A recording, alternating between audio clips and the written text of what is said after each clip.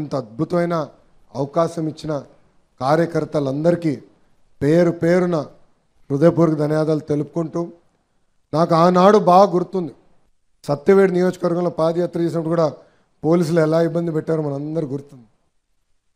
గురించి స్టూల్ బిక్కుని వెళ్ళిపోయారు. స్వామి ఇక్కడనే మా భాష ఉండాలి, ఎక్కడున్నావా భాష, ఒక చేయి పైకెత్తు.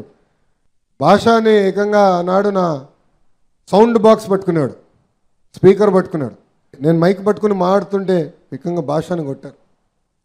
ఈరోజు అదే పోలీస్ సోదరులు మనకు సెల్యూట్ కొడుతున్నారు.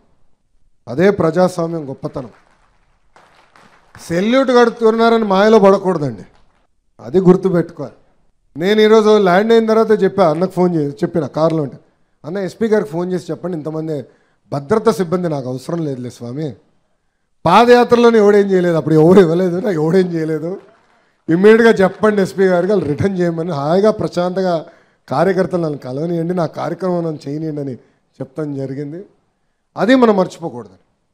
అధికారంలో ఉంటూ ప్రతిపక్షంలో ఉన్నట్టు వ్యవహరించాలి, ప్రజలకి దగ్గర అవ్వాలి, ప్రజల సమస్యలు తెలుసుకోవాలి, ప్రజల సమస్యలు పరిష్కరించే వరకు మనం పోరాడాలి.